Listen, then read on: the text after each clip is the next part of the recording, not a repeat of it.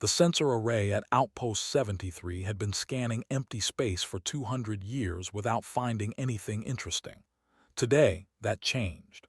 A young technician named Halley stared at his screen, his three eyes widening in disbelief. The readings made no sense. Something massive had just appeared where nothing should exist. "Director, you need to see this," Halley's called out, his voice cracking with excitement. Director Novan glided over, her tentacles moving in the slow, deliberate way that marked her species as deep thinkers. She studied the display for a long moment, then her skin flushed purple with confusion. "Run a diagnostic. The equipment must be malfunctioning." Halley's had already done that 3 times. "All systems are working perfectly. There's something out there, something big." The object sat at the edge of mapped space, in a region that scouts had declared sterile and uninteresting millennia ago. According to the sensors, it was roughly 3 kilometers long and giving off trace amounts of heat. Not much, just enough to suggest that something inside might still be alive. Novan activated the emergency protocol, sending alerts to the Galactic Council headquarters. Within hours, a response team was assembled. Within days, they arrived at Outpost 73 with the best scientific minds the Council could gather on short notice. The lead scientist was a being named Pollux, who came from a world where asking questions was considered the highest form of art. He examined the sensor data with the intensity of someone solving a beautiful puzzle. "This is impossible," Pollux announced to the assembled team. "The design is ancient. I'm talking about technology from before the Council even existed." "How ancient?" Novan asked. 20,000 years, maybe more." The room fell silent. 20,000 years ago, most of the current Council species were still developing basic agriculture. Space travel was a dream. The galaxy was wild, unexplored, and dangerous. "Could it be a derelict from one of the precursor races?" someone suggested. Pollux shook his head. "The materials are wrong. This wasn't built by any precursor civilization we know about. The metal alloys suggest a species that had just figured out interstellar travel, primitive by our standards but functional. They sent a probe first. It sailed through the darkness, its cameras capturing images of the mysterious vessel. What they saw took their breath away. The ship was covered in a thick layer of ice and cosmic dust. Micrometeorite impacts had scarred its hull, but underneath all that damage, they could see something that looked almost deliberate in its design. Sharp angles, aggressive lines, weapon ports that seemed to outnumber everything else. "It's a warship," Pollux said quietly. "An actual purpose-built warship." That word made everyone uncomfortable. The galaxy had moved past such things thousands of years ago. War was something that primitive species engaged in before they learned better. The Council maintained security forces, of course, but calling them warriors would be an insult. They were peacekeepers, negotiators, last resort defenders. But this ship was something different. This ship had been built for one purpose: to fight. They decided to send a manned mission. Director Novan herself volunteered to lead it, along with Pollux and a security team. Their vessel approached slowly, broadcasting greetings in 47 different languages. They used every communication frequency known to Council science. For hours there was no response. Then, just as they were about to give up, something happened. Lights flickered to life along the ancient ship's hull, dim at first, then stronger. Systems that had been dead for 20 millennia were waking up. A transmission came through. It was in a language none of them recognized, but the translation computers worked frantically to decode it. After several minutes, they managed to pull out a single word.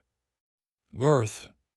Pollux immediately began searching the Council's historical archives. The computers worked through trillions of records, looking for any mention of that word. Finally, they found something. A reference buried deep in the old files, from an era when the Council was still young and exploring aggressively. "Earth, a small planet orbiting a yellow star." Scouts had visited the system 20,000 years ago and found a species called humans. They were classified as pre-contact, meaning they weren't ready for galactic society yet. The plan was to return in a few centuries and introduce them to the wider universe. But when the scouts came back, they found nothing. The system was empty. No planets, no asteroids, just a dying star and empty space. The prevailing theory was that the humans had somehow destroyed themselves, or ascended to a higher dimension, or simply vanished through some cosmic accident. The file was marked, species presumed extinct. These are humans, Pollux breathed. We're looking at humans. Novan felt a chill run through her body. But humans have been gone for 20,000 years. How is this ship still here? As if in answer to her question, the ancient warship's hull began to warm. Ice broke away in massive chunks, floating off into space. Internal systems were coming online one by one. Power was building. Deep inside that dead ship, something was waking up after an impossibly long sleep. A docking bay door ground opened slowly, the sound transmitted through their hull as vibration. Lights appeared inside, weak but steady. The ship was inviting them in, or challenging them. It was hard to tell which. Novan looked at her team. Prepare boarding equipment, we're going inside. Pollux checked his equipment nervously. Director, we have no idea what we'll find in there. This ship has been drifting through space for longer than our entire civilization has existed. Exactly, Novan replied. Which is why we have to look. Somewhere in that ship is an answer to a mystery 20,000 years old. What happened to humanity? Where did they go? And why is this warship still here? They docked carefully, their modern vessel connecting to ancient airlocks that somehow still functioned. The boarding team entered slowly, weapons ready but not raised. They were scientists and peacekeepers, not soldiers. Violence was a last resort. The interior of the ship was like stepping into history. Everything was old, worn, but still functional. The walls were covered in writing they couldn't read. Pictures showed beings that walked on two legs with two arms and round heads. Humans, the extinct species that nobody had thought about in thousands of years. They moved deeper into the ship, following the only corridor that had lights. Everything else was dark and cold and dead. But this one path was illuminated, as if something wanted to guide them forward. Finally, they reached a large chamber deep in the ship's core. It was filled with pods, hundreds of them. Most were dark and empty, their occupants long dead. But one section still glowed with active power. 47 pods, 47 lives frozen in time, waiting. Pollux approached the nearest pod and cleared away the frost covering its window. Inside, he saw a face. Human, female, young, asleep but alive. Director, he called out, his voice shaking. They're alive. The humans are alive. Novan moved to his side and looked down at the sleeping woman. After 20,000 years, after everyone assumed they were gone forever, after the galaxy moved on without them, here they were, the last humans in existence, sleeping in the darkness between stars, waiting for someone to find them.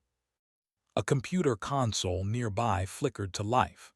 Text appeared on the screen in the old language, which their translators slowly converted. I am witness. I have been waiting. Please help them. Please help my crew.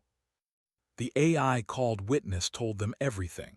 Its voice was old and tired, like someone who had been alone for far too long. The story it shared made the council team stand in horrified silence. 20,000 years ago, Earth was dying. Not from war, though there had been plenty of that. Not from disease or disaster, simply from exhaustion. Humanity had used everything their planet had to offer. They had burned through every resource, polluted every ocean, and finally realized too late that they had killed their own home. In desperation, they built 12 massive colony ships. Each one carried 100,000 people in cryosleep, along with seeds, animals, and everything needed to start fresh on a new world. The plan was simple: find habitable planets and give humanity a second chance. This warship, the Testament, was the military escort for one of those colony fleets. Its job was to protect the civilian ships until they reached safety. For the first 3 years of the journey, everything went according to plan. Then they encountered something near the galactic rim, something hostile. Witness showed them recordings of the battle. The council team watched in shock as unknown vessels tore into the colony fleet. The Testament fought back with everything it had, giving the civilian ships time to jump away to safety. But the damage was catastrophic. Engines failing, hull breaches on every deck, life support struggling. The Testament limped into deep space to make emergency repairs. The crew went into cryosleep while the ship's automated systems worked on fixing the damage. They expected to wake up in a few months, maybe a year at most. Then they would track down the colony ships and complete their mission. But the navigation computer had been destroyed in the battle. The Testament drifted, and drifted, and drifted. 20,000 years passed like a single night for the sleeping crew. The ship floated through the void between galaxies, too far from anything to be detected, running on minimal power to keep the cryopods functioning. Until today, until Outpost 73 spotted it by pure chance. Novan listened to the story with growing sadness. The other colony ships, what happened to them? Witness paused before answering. I do not know. I lost contact with them during the battle. They could have made it. They could have found new homes, or they could be dead like Earth. Earth is gone, Pollux asked. Check your star charts, coordinates stored in my memory banks. Witness provided the location. Pollux ran the search. His face fell. It's there. The star still exists, but it's cold, dead.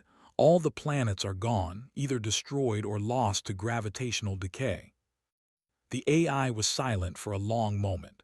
When it spoke again, its voice carried an emotion that surprised them all. Grief. Then they are alone. My crew.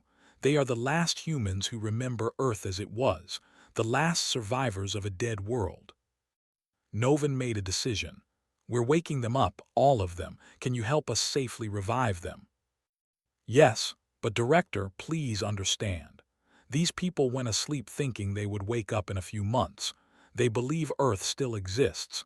They believe their families might still be alive back home. You will have to tell them the truth. I know, Novan said quietly. Start with one, we'll go slowly. The process took 6 hours. The council's medical team worked alongside Witness to safely bring one person out of cryosleep. They chose the woman Pollux had first discovered. According to the ship's records, her name was Riley Foster, and she was the Testament's commanding officer. The pod opened with a hiss of equalizing pressure. Riley gasped, her lungs pulling in air for the first time in 20 millennia. Her eyes opened, confused and unfocused. She saw alien faces staring down at her and tried to sit up. Easy, Novan said through a translator. You're safe, we're here to help. Riley looked around in panic. Her training kicked in. She assessed the situation quickly. Alien beings, unknown species on her ship, near her crew. She reached for a weapon that wasn't there. Where am I? Who are you? What happened? Novan stepped closer, keeping her movements slow and non-threatening. You're on your ship, the Testament. My name is Director Novan. We found you drifting in space. How much do you remember? Riley's breathing slowed as her military discipline took over. We were damaged. Battle near the rim. Captain Hendricks ordered everyone into cryo while the ship repaired itself. We were supposed to wake up when systems were back online. She looked at Novan with sudden fear. How long has it been? Novan glanced at Pollux, who gave a slight nod. They had agreed to be honest, no matter how difficult. Riley, you need to prepare yourself for difficult news. The cryosleep didn't last a few months. There was damage to your ship's systems. You drifted far from your original course. How long? Riley's voice was sharp now, demanding. 20,000 years. Riley laughed. It was a harsh, disbelieving sound. That's impossible. The cryopods can't sustain that long. We'd be dead. This is a dream. I'm still asleep. Witness spoke up from the ship's speakers. Captain Foster, I am sorry. It is true. I have kept you alive for 200 centuries. I had no other choice. Riley recognized the AI's voice immediately. Witness, what happened? Where are the colony ships? Where's the fleet? Gone, Captain. I lost contact during the battle. I do not know if they survived. Riley pushed herself out of the pod, stumbling as her muscles remembered how to work. She moved to a computer console and pulled up star charts. Her hands shook as she searched for familiar constellations. Everything was wrong. The stars had moved. Galaxies had shifted. The universe itself looked different. She turned to Novan with tears in her eyes. Show me Earth. I want to see my home. Pollux pulled up the coordinates. The display showed a cold star and empty space where planets should have been. Riley stared at the screen for a long time, her face going pale. Everyone I knew is dead, she said quietly. My family, my friends, every human being who wasn't on one of those 12 ships, all gone. Novan moved closer. Not everyone. You have 46 crew members still in cryosleep. They're alive. And somewhere in the galaxy, maybe some of those colony ships made it. You might not be alone. Riley wiped her eyes roughly. She was a military officer. She had been trained to handle impossible situations, but nothing could have prepared her for this. I need to wake my crew. They deserve to know. And then we need to find those colony ships. It's still our mission. Over the next 2 weeks, the rest of the Testament's crew was slowly revived. Each one went through the same shock, the same denial, the same grief. But they had each other, and that made it bearable. The council provided them with temporary quarters on a nearby station. They offered food, medical care, and counseling. But what the humans really needed was purpose. Riley met with the council leadership to discuss options. They offered to resettle the humans on any member world, give them a peaceful retirement, a chance to live quietly after their long sleep. But Riley refused. We're not refugees. We're the crew of a warship. We had a mission 20,000 years ago, and that mission isn't finished. Help us find the other colony ships.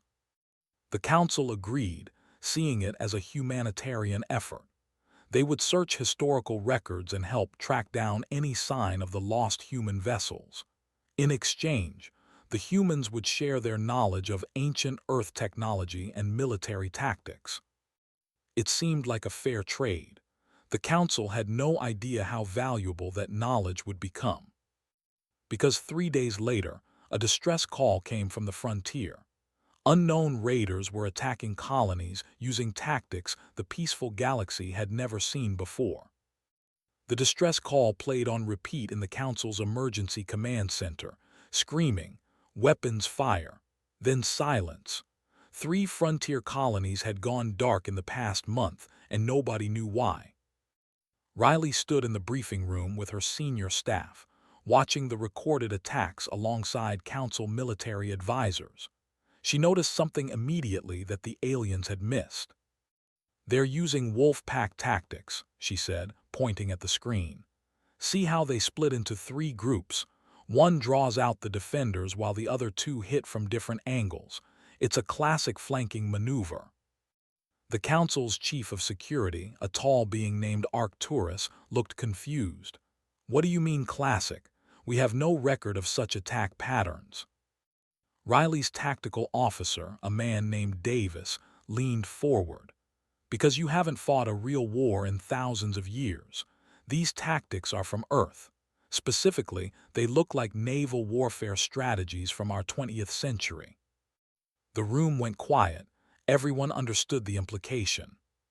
Humans did this, Arcturus asked, his voice tight with concern. Not us, Riley said firmly. We've been asleep, but maybe one of the other colony ships. She felt sick saying it. The hope of finding other survivors was suddenly tainted with dread. Pollux pulled up historical records. The Exodus, one of your 12 colony ships. It disappeared in that exact region 20,000 years ago. We assumed it was destroyed. Riley exchanged looks with her crew. If the Exodus had survived, that was good news. 100,000 humans, their descendants, a whole population that had endured. But if they were attacking peaceful colonies, something had gone very wrong. The council convened an emergency session. Riley was invited to speak. She stood before representatives of 6,000 species and explained what her people knew about warfare. On Earth, we fought constantly. Over resources, territory, ideology, sometimes just because we could. We got very good at killing each other. These attack patterns suggest whoever is out there learned from the same bloody history we did. One of the council members, an elderly being with translucent skin, spoke up. We have defensive forces. Surely they can handle raiders. Davis answered this time. Your forces are trained for peacekeeping. They assume their opponents will follow rules, but war has no rules. It's about exploiting every weakness, using every advantage, winning at any cost. Another council member asked the question everyone was thinking. Can you stop them? Riley hesitated. Maybe, if you're willing to let us teach your people how to fight, really fight. The debate that followed lasted hours. Some council members argued that adopting human military tactics would make them no better than the raiders. Others pointed out that colonies were dying and they had no other options. Finally, they reached a decision. Riley and her crew would train a joint task force. Human tactics combined with council technology. They would investigate the frontier, find the raiders, and try to resolve this without more bloodshed. The Testament was still being repaired, so the council provided Riley with a modern warship. It was sleek, fast, and powerful, but it had been designed for show as much as function. Riley's engineers immediately started making modifications. We need to strip out the decorative elements, Riley explained to the ship's original crew. Every gram of unnecessary weight is wasted energy. This is a warship now, not a pleasure cruise. The council personnel were shocked by how ruthlessly efficient the humans were. They removed art installations, comfort features, and anything that didn't directly contribute to combat effectiveness. The ship became leaner, faster, meaner. Training was even more jarring. Riley's people taught the council forces tactics that seemed brutal by galactic standards. How to set ambushes, how to use terrain for cover, how to think 3 steps ahead of an enemy. A young council security officer named Trill struggled with the concepts. But if we know they're going to ambush us, why not just call for negotiations? Davis put a hand on Trill's shoulder. Because sometimes the enemy doesn't want to talk. Sometimes they just want to win, and if you're not prepared for that, you die. It was a hard lesson for beings who had known only peace for generations, but they learned. They had to. The Joint Task Force launched after 2 weeks of intensive training. 15 ships, each with a mixed crew of humans and various council species. Riley commanded the flagship, which they had renamed the Sentinel. They headed for the frontier, following the trail of destroyed colonies.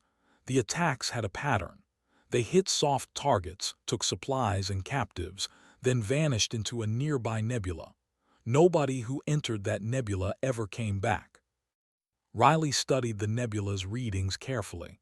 It's perfect cover for a base. Sensors can't penetrate the interference. You could hide a whole fleet in there. Arcturus, who had joined the mission personally, asked, "So how do we proceed?" "We go in smart, send in scouts first, map the interior, find their base, then we decide whether to talk or fight." The scouts were a mix of human and alien personnel. They entered the nebula cautiously, using passive sensors to avoid detection. What they found was astonishing. Dozens of ships, hundreds maybe, all of them showing design elements that matched ancient Earth technology, and deeper in the nebula there were planets, colonies, entire worlds that had never been discovered by Council scouts. One of the scout ships got too close. It was detected and immediately surrounded by raider vessels. The transmission came through clearly. Unknown ship, you are trespassing in Free Colony's territory. Power down and prepare to be boarded. The voice was speaking English. Old English, with an accent that had evolved over thousands of years, but unmistakably human. Riley opened a channel. "This is Captain Riley Foster of the Testament. We're looking for survivors from the Exodus colony ship. Are you their descendants?" There was a long pause. Then a different voice came through, older and harder. "The Testament, that's impossible. The Testament was destroyed defending the fleet. I was there, I saw it burn." Riley felt her heart race. "You were there, at the battle near the rim." "I was a child then, but yes, I remember. I'm Commander Wade Pierce. My ancestors were on the Exodus. Who are you really?" "I'm exactly who I say I am. The Testament survived. We drifted for 20,000 years in cryosleep. A council patrol found us." Wade's response was sharp with suspicion. "The council, you're working with them. Those soft, weak, pathetic excuses for intelligent life."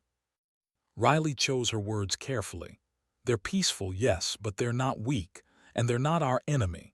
Wade, why are you attacking their colonies?" "Because this galaxy belongs to the strong. Earth taught us that. We survived out here for 200 centuries while the rest of the galaxy grew soft. Now it's time to take what should have been ours all along." Davis leaned close to Riley. "Captain, he's stalling. Their ships are moving to surround our fleet." Riley saw it too. The raiders were using the conversation to get into position. Classic tactics. She had done the same thing herself in training exercises back on Earth. "Wade, we don't want to fight you. We're humans too. Let's talk about this." Wade's laugh was cold. "Talk. We're done talking, Captain. You made your choice when you sided with the Council. Now you'll see what real humans are capable of." The transmission cut off. Immediately, the raider ships attacked. They came in fast and aggressive, using the same tactics Riley had just taught the Council forces, but they had been practicing for 20,000 years. The raider ships hit them like a hammer. Riley barely had time to shout orders before energy weapons tore into the Sentinels' shields. The Council crew panicked, but the humans stayed calm. They had trained for this. "Evasive pattern Delta," Riley commanded. "All ships break formation and scatter." Arcturus looked horrified. "That's suicide. We'll be picked off one by one." "Trust me," Riley said, her hands flying over the tactical display. "Davis, how long until they take the bait?" Her tactical officer watched the enemy movements. "They're pursuing now, spreading out to chase individual ships, just like you predicted." The Council crews were terrified as they fled in different directions, the raiders hot on their tails. It looked like a rout, a complete disaster. The enemy ships howled after them, sensing victory. Riley counted down in her head, 10 seconds, 9, 8. "Now," she said quietly, "execute reunite protocol." Every Council ship suddenly reversed course. They had not been fleeing randomly. Each had been moving to a precise coordinate. Now they converged from 15 different angles, catching the pursuing raiders in a devastating crossfire. The raider ships tried to scatter, but it was too late. Council weapons, far more advanced than anything the free colonies had, tore through their hulls. Within minutes, half the enemy fleet was crippled. Wade's voice crackled over the comms, furious. "You think you're clever. You think one victory means anything. We've been fighting for survival for 20,000 years. You've been asleep." Riley opened a channel to all ships, both Council and Raider. "This doesn't have to continue. Wade, I know you think we're traitors, but Earth is gone. We're all that's left. Why are we fighting each other?" "Because you chose the weak over the strong. You chose peace over power. That's not the human way." "It is now," Riley replied. "It has to be. Earth destroyed itself because we never learned when to stop fighting. We have a chance to be better." The battle continued, but Riley noticed something. Some of the raider ships were hesitating. Not all of them were as committed as Wade. Some were asking questions over their private channels. The Council's censor officer picked up the chatter. "Captain, several enemy vessels are breaking off. They're not retreating, just stopping." Riley seized the opportunity. "All Council ships cease fire. I repeat, cease fire. Let's see what happens." Arcturus protested. They could be planning another attack. Or they could be thinking, give them a chance. The space between the fleets went quiet. Disabled ships drifted. Debris floated. And somewhere in that silence, people on both sides were reconsidering what they were doing. Wade's ship, however, was not among those hesitating. It charged forward, weapons blazing.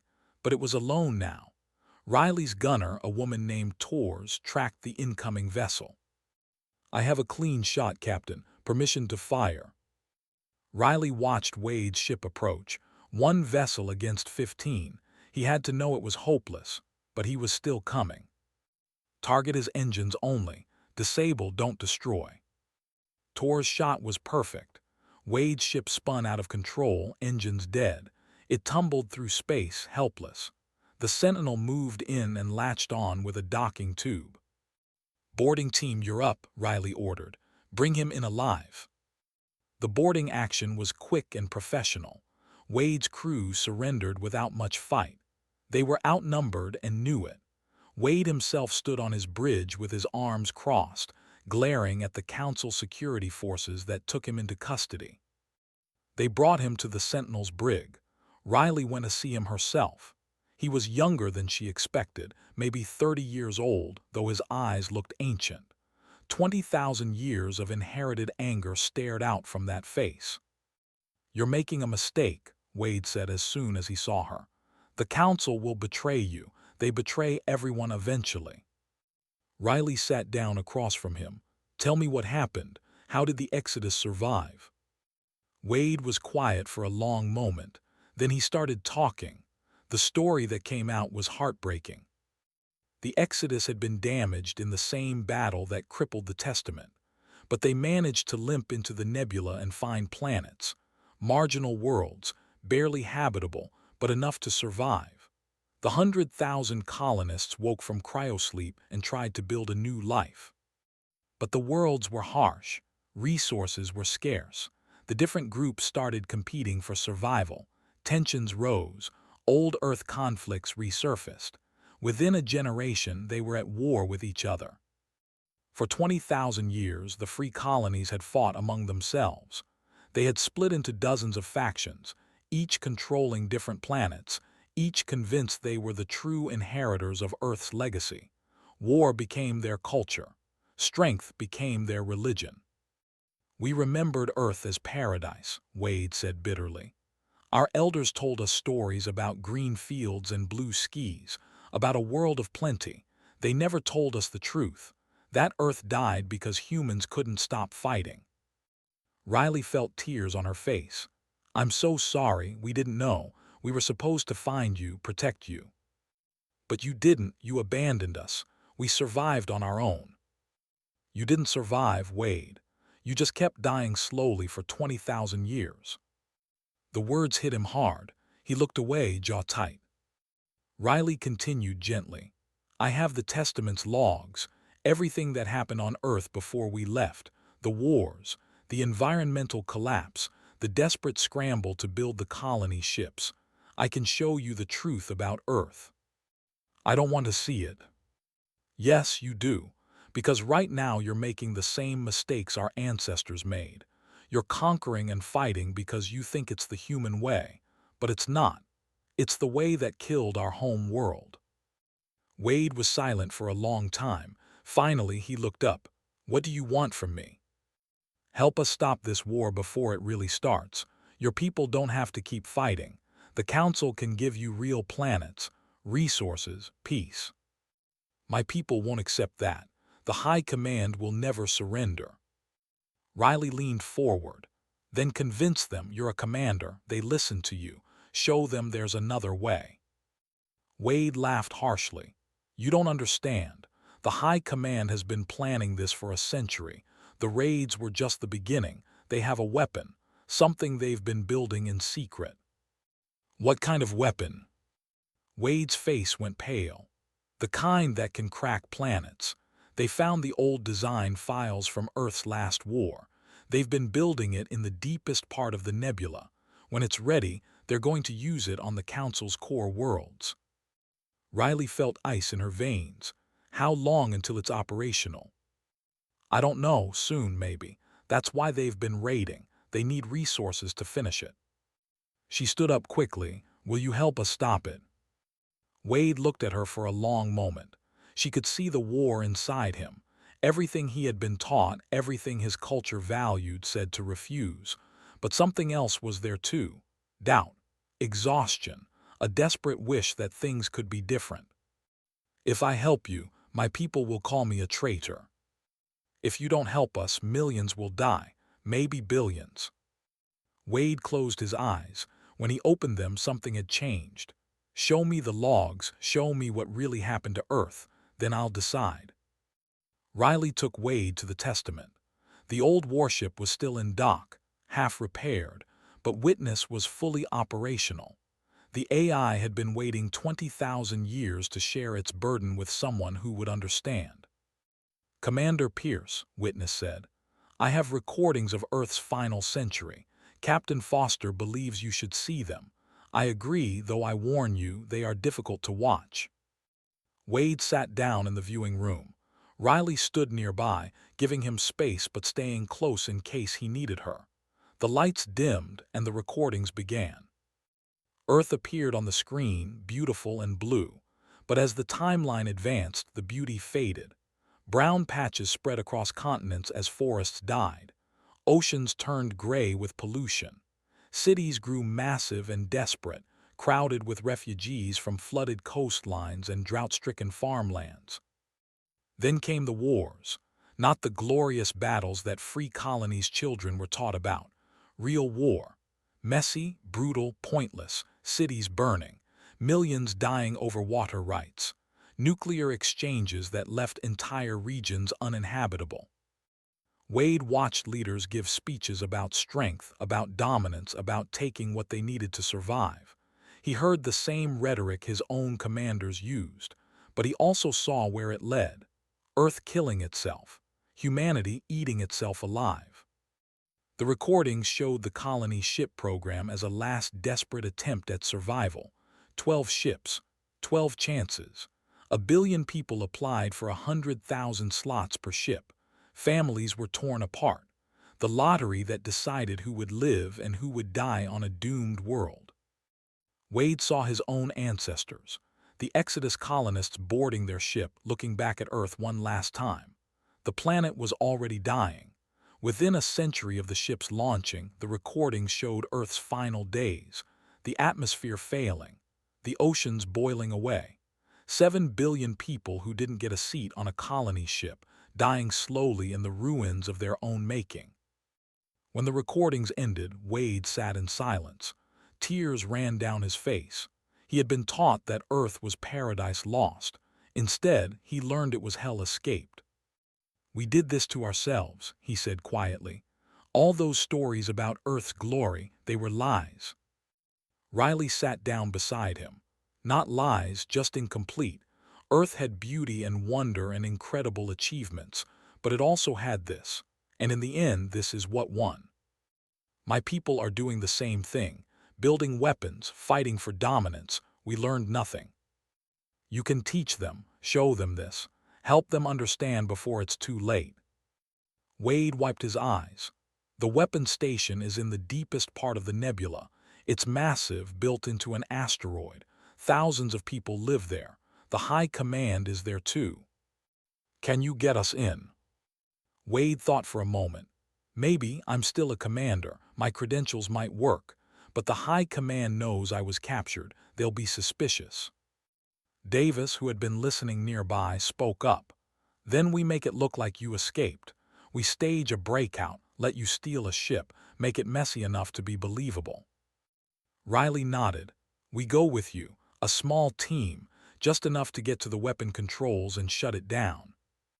And if we can't shut it down, Wade asked, then we destroy it, whatever it takes to keep that weapon from firing.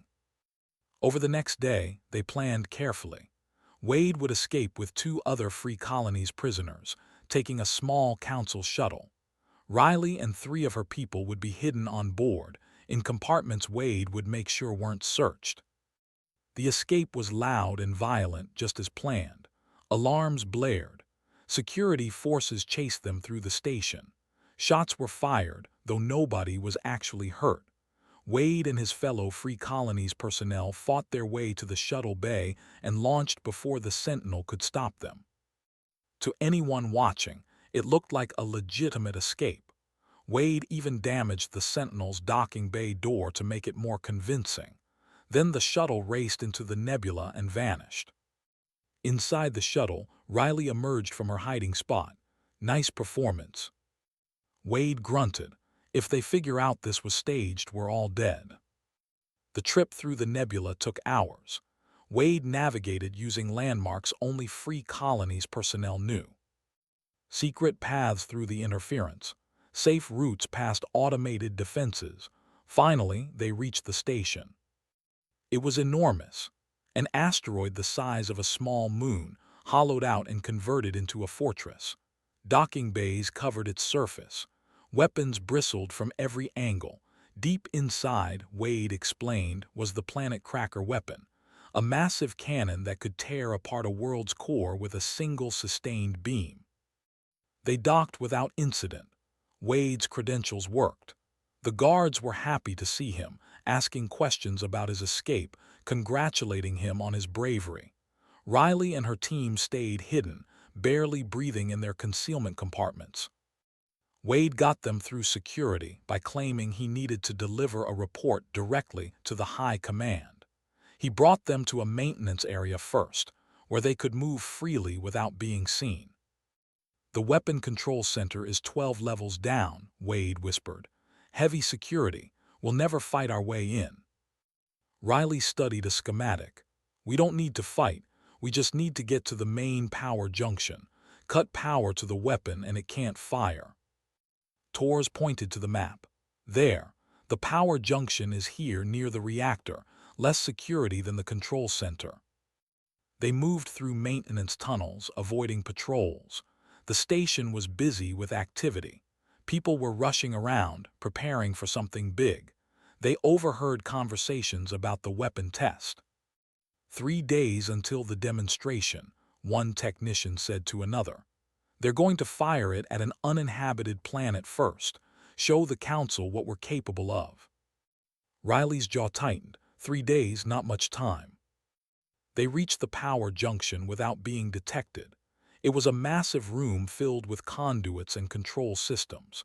Enough power ran through this room to energize an entire city.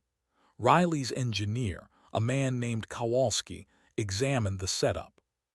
I can shut it down, but it'll take time. And once I start, alarms will go off everywhere. Wade checked his weapon. Then we hold this room until you're done. How long do you need? 30 minutes, maybe 40. Riley made the call. Do it, we'll keep them off you. Kowalski got to work, carefully disconnecting power relays. Immediately, alarms shrieked through the station. Red lights flashed. Automated announcements warned of unauthorized access to critical systems. The first security team arrived within minutes. Wade fought alongside Riley's crew, defending the junction. He had spent his entire life training for combat, and it showed. But he was fighting his own people now, and every shot he fired hurt. More security forces came, then soldiers. The fighting was desperate and close. Torres took a hit to the shoulder but kept firing. Davis held the main entrance, cutting down anyone who tried to rush through. How much longer? Riley shouted. 20 minutes, Kowalski called back. Maybe less if I cut some corners. Then the shooting stopped. The security forces pulled back. For a moment, Riley thought they had won. Then she saw why they withdrew. Someone important was coming. High Commander Grant walked into the room surrounded by elite guards. He was old, scarred, and carried himself like someone who had never lost a fight. He looked at Wade with disappointment. "Commander Pierce, I had such high hopes for you. Your family has served the free colonies with distinction for 200 generations, and you betray us for them." He gestured at Riley and her crew. Wade stood his ground. "I'm not betraying our people. I'm saving them. This weapon will make us murderers on a scale that would make Earth's wars look small." Grant smiled coldly. "Earth was weak, that's why it died. We will not make the same mistake." Grant raised his hand, and his guards aimed their weapons at Wade. Riley and her crew were outnumbered 10-1. Behind them, Kowalski kept working frantically on the power junction. "Step away from the controls," Grant ordered. "This doesn't have to end in bloodshed. Surrender now and I'll make your deaths quick." Riley stepped forward. "You don't want to do this. We've seen what happens when humans embrace war.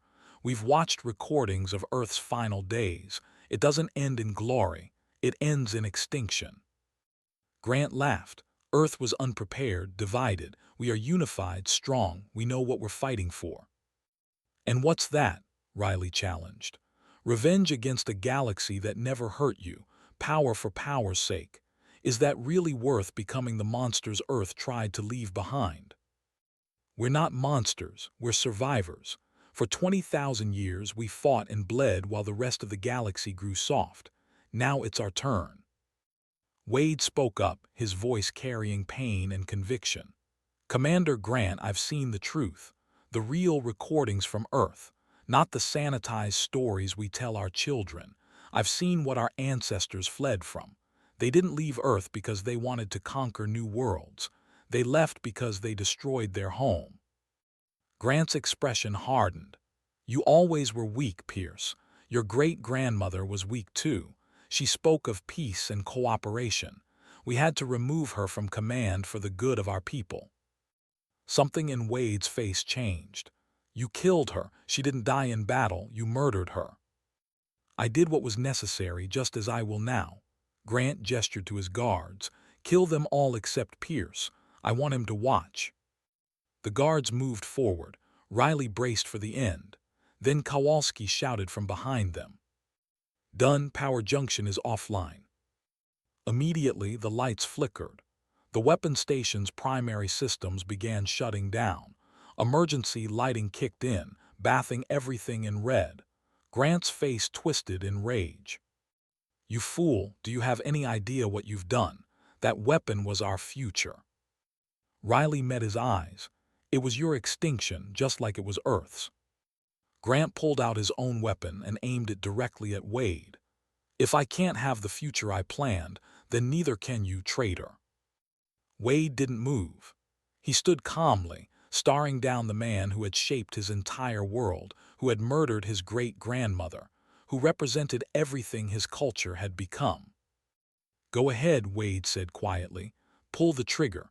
Prove that violence is all we know. Prove that Earth taught us nothing." Grant's finger tightened on the trigger, but he hesitated. Around him, his guards were lowering their weapons. They had heard Wade's words. They had seen the conviction in his eyes. Doubt spread through the room like a living thing. One of the guards spoke up. "Commander Grant, maybe we should listen. If Earth really did destroy itself through war, should we risk the same fate?" Grant spun toward the guard, fury in his eyes. "You question me, after everything I've built, after everything we've sacrificed." But more guards were lowering their weapons. The tide was turning. Grant could see his authority crumbling. In desperation, he lunged for the nearest control panel, trying to manually restart the power to the weapon. Wade moved fast, tackling Grant away from the controls. They fought viciously, 20,000 years of martial tradition clashing in one brutal exchange. But Wade was younger, stronger, and fighting for something beyond just victory. He fought for the chance to choose a different path. Grant went down hard, disarmed and beaten. Wade stood over him, breathing heavily. The old commander looked up with hatred and contempt. "You're weak," Grant spat. "All of you. The Council will destroy us eventually. Peace is just slavery by another name. Riley knelt beside Grant. The Council has 6,000 member species. They've maintained peace for thousands of years. You could join them, contribute to something bigger than yourself, live without constant war. Isn't that worth trying? Grant turned his face away. He would never accept it. But around them, others were listening. Others were considering. Over the next hours, more Free Colonies personnel laid down their weapons. Wade spoke to them, sharing what he had learned, showing them the recordings from Earth. Many wept. Some raged, but none could deny the truth. The Council fleet arrived at the station 3 days later. They came expecting a battle but found instead a negotiation. Representatives from the Free Colonies, led by Wade, met with Council diplomats. Riley stood between them, the bridge between two worlds. The talks were difficult. The Free Colonies had committed terrible crimes. The Council wanted justice, but Riley argued for mercy.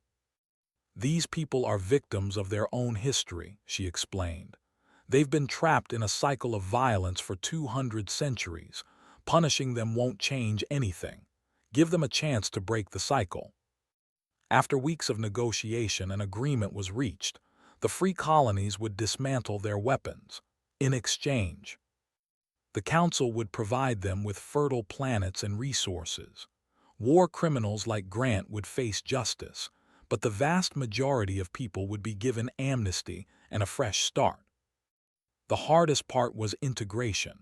Free Colony citizens had to learn to trust species they had been taught to despise. Council members had to forgive attacks on their worlds. It would take generations to fully heal the wounds. Riley helped establish the first joint settlement on a beautiful planet the Council had been saving for a worthy cause. Free Colonies families and Council citizens lived side by side, learning from each other, building something new together. Wade became an ambassador, speaking to both communities about the importance of choosing peace over violence. He carried the weight of his people's history, but also the hope of their future. The testament was finally fully repaired. Riley walked through its corridors one last time, remembering her crew who hadn't survived the cryosleep, thinking about Captain Hendricks who had made the call to save them all those years ago. Witness spoke to her from the ship systems. "Captain Foster, what will you do now? The testament is ready to fly again. You could search for the other colony ships." Riley considered it. Somewhere out there, 10 more ships might have survived. 10 more populations of humans, evolved in isolation, possibly thriving or possibly dying. The mission was not complete. But she looked out at the settlement below. Children playing in fields of alien flowers. Humans and Council species sharing meals, teaching each other, building friendships. This was fragile and new and needed protecting. The search can wait, Riley decided. Right now I'm needed here. Someone has to make sure this peace holds. She established a school where both Free Colonies and Council citizens could learn together. The curriculum included Earth's history, both the triumphs and the failures. The students learned about humanity's capacity for both incredible kindness and terrible cruelty. One day, a young Free Colonies girl asked Riley a question. "Captain, if Earth was so bad, why did our ancestors remember it as paradise?"